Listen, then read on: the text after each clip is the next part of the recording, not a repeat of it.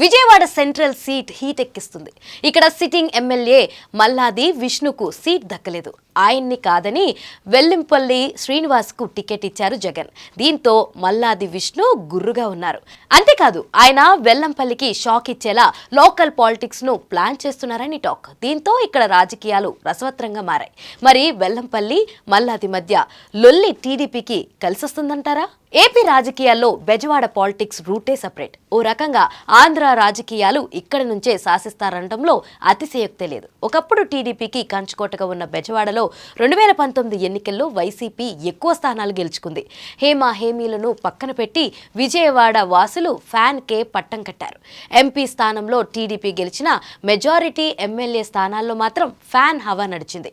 ఉమ్మడి ఆంధ్రప్రదేశ్ విభజన తర్వాత ఏపీలో అత్యంత ప్రాధాన్యత కలిగిన సిటీగా విజయవాడ ఉంది. విజయవాడ సెంట్రల్ విషయానికి వస్తే 2019లో మల్లాది విష్ణు విజయం సాధించారు. సమీప ప్రత్యర్థి టీడీపీ అభ్యర్థి బొండా ఉమాపై స్వల్ప మెజారిటీతో గెలుపొందారు. తాజాగా మారుతున్న సమీకరణలతో విజయవాడ సెంట్రల్ సీట్ ఎవరు కైవసం చేసుకుంటారనే ఆసక్తి నెలకొంది. ఇకపోతే విజయవాడ రాజకీయాల ప్రభావం రాష్ట్రం మొత్తంపై ఉంటాయన్నది అందరికీ తెలిసిన విషయమే. దీంతో విజయవాడలోని 3 నియోజకవర్గాల పట్టు కోసం వైసీపీతో పాటు టీడీపీ, జనసేన, బీజేపీ కూటమి ప్రయత్నిస్తున్నాయి. ఇందులో విజయవాడ సెంట్రల్ నియోజకవర్గంలో ప్రధాన పార్టీల బలాబలాలు సరి సమానంగా ఉన్నాయి. ప్రత్యేక ఆంధ్రప్రదేశ్ రాష్ట్రంలో జరిగిన 2 అసెంబ్లీ ఎన్నికల్లో ఒకసారి టీడీపీ, మరోసారి వైసీపీ గెలిచాయి. దీంతో ఈసారి ఇక్కడ ఎలాగైనా గెలవాలని ఇరు పార్టీలు పట్టుదలతో ఉన్నాయి. విజయవాడ సెంట్రల్లో సిట్టింగ్ ఎమ్మెల్యే మల్లాది విష్ణును పక్కన పెట్టి వెల్లంపల్లి శ్రీనివాస్ కు టికెట్ ఇచ్చారు వైసీపీ అధినేత జగన్. దీంతో సహజంగానే మల్లాది అనుచరుల వర్గం బగ్గుమంది. మల్లాది టికెట్ ఇవ్వకుంటే వచ్చే ఎన్నికల్లో ఫ్యాన్ రెక్కలు విరగొట్టడం ఖాయమంటూ హెచ్చరికలు కూడా జారీ చేసింది. పరిస్థితి శృతిమించడంతో జగన్ ఈ ఇద్దరు నేతల్ని పిలిపించుకుని మాట్లాడారు. అయితే మల్లాది విష్ణు మాత్రం ఇప్పటికీ మౌనంగానే ఉన్నారు. అటు వెల్లంపల్లికి సపోర్ట్ చేస్తానని గాని, లేకుంటే రెబల్గా పోటీ చేస్తానని గాని ఏం చెప్పలేదు. కానీ అండర్ కరెంట్ గా జరగాల్సిన పనులన్నీ జరిగిపోతున్నాయనే టాక్ వినిపిస్తుంది. ఇకపోతే పైకి ప్రత్యర్థులుగా వేరే పార్టీల్లో ఉన్న మల్లాది విష్ణు, బొండా ఉమ మధ్య మంచి సంబంధాలే ఉన్నాయి. వీరిద్దరూ మంచి మిత్రులు కూడా.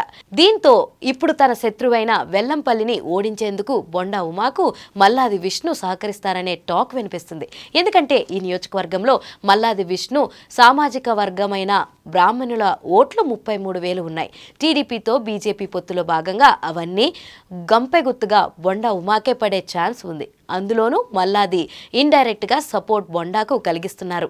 ఈ క్రమంలో బ్రాహ్మణ సామాజిక వర్గం మొత్తాన్ని మల్లాది విష్ణువే లీడ్ చేస్తున్నారని తెలుస్తుంది.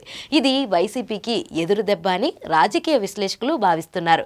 పైకి వెల్లంపల్లి సపోర్ట్ చేస్తున్నట్లు కనిపిస్తున్నా తన అనుచర గణంతో జరగాల్సిన కార్యక్రమాలన్నిటినీ చక్కబెడుతున్నారంట మల్లాది. ఇకపోతే ఇక్కడ ఇప్పటికే ప్రభుత్వ వ్యతిరేకత పీక్స్ లో ఉంది. అందులోనూ వెల్లంపల్లి నాన్ లోకల్. దీనికి తోడు వెల్లంపల్లి అమరావతి రాజధానికి వ్యతిరేకి. దీంతో వెల్లంపల్లికి ఈ సీట్లో విజయం సాధించడం కత్తి మీద సామే. అసలే ప్రభుత్వ వ్యతిరేకత, ఇటు కేడర్లో గందరగోళం, అటు మల్లాది రాజకీయం వేరేసి వెల్లంపల్లికి కంటి మీద కునుకు లేకుండా చేస్తున్నాయి. పైగా విజయవాడ సెంట్రల్కు వెల్లంపల్లి కొత్త. ఇక్కడ కేడర్ను కలుపుకొని పోదామంటే వాళ్ళంతా మల్లాది చెప్పినట్లే వింటున్నారు.